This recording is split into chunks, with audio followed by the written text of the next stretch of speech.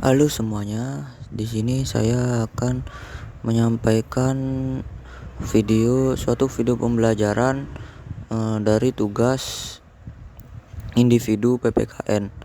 Di sini saya mendapatkan materinya yaitu tentang latar belakang perubahan Undang-Undang Dasar 1945.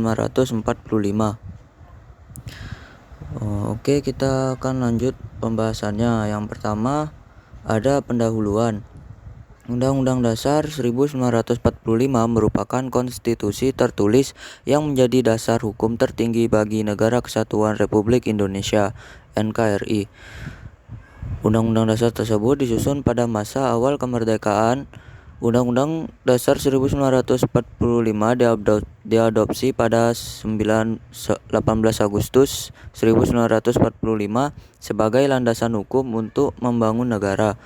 Seiring berjalannya waktu, terdapat kebutuhan untuk menyesuaikan isi Undang-Undang Dasar 1945 dengan perkembangan masyarakat, tantangan global, dan prinsip demokrasi modern.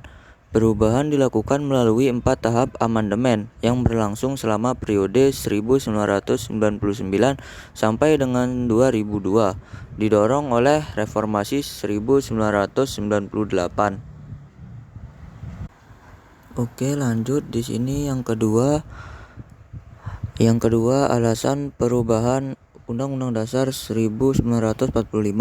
Perubahan Undang-Undang Dasar 1945 tidak dilakukan tanpa alasan. Berikut adalah beberapa alasan utamanya. 1. Kekuasaan presiden yang terlalu besar. Dalam Undang-Undang Dasar 1945 sebelum amandemen, presiden memiliki kekuasaan yang sangat luas, baik dalam bidang eksekutif, legislatif, maupun militer. Hal ini menciptakan resiko otoritarianisme seperti yang terjadi pada masa Orde Lama dan Orde Baru. 2. Keterbatasan demokrasi. Sebelum amandemen, partisipasi masyarakat dalam politik sangat terbatas. Sistem pemilu dan perwakilan kurang mencerminkan kedaulatan rakyat. Hal ini menyebabkan sistem pemerintahan menjadi sentralistik dengan sedikit ruang bagi demokrasi. 3. Penguatan kedaulatan rakyat. Undang-Undang Dasar 1945 sebelum perubahan tidak secara eksplisit menjamin kedaulatan rakyat. Perubahan diperlukan untuk memberikan peran yang lebih besar kepada rakyat dalam pengambilan keputusan seperti pemilu langsung. 4. Penyesuaian dengan perkembangan zaman. Undang-Undang Dasar 1945 dibuat dalam konteks situasi tahun 1945 yang jauh berbeda dengan kondisi modern.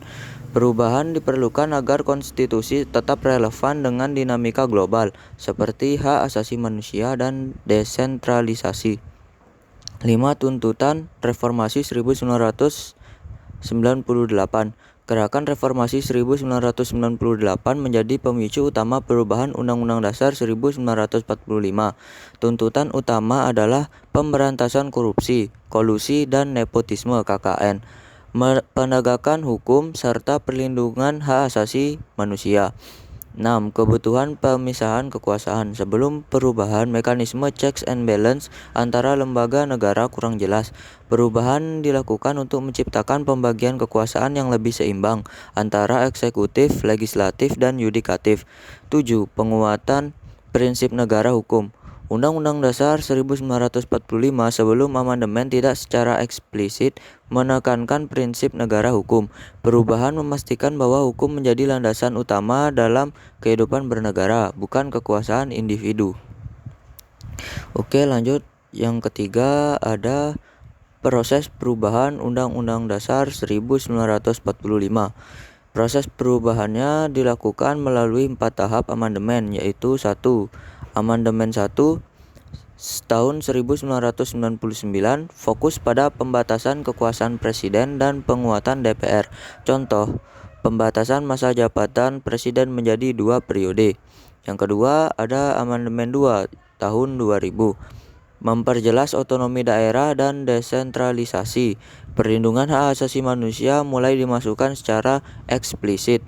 Yang ketiga ada Amandemen 3 tahun 2001. Penguatan demokrasi melalui pemilu langsung untuk presiden dan kepala daerah. Pembentukan Dewan Perwakilan Daerah (DPD) sebagai wakil daerah. 4. Amandemen 4 tahun 2002. Penyempurnaan sistem pemerintahan, penegasan prinsip negara hukum, dan sistem checks and balance. Hasil dari proses ini menghasilkan konstitusi yang lebih demokratis dan relevan bagi kebutuhan masa kini.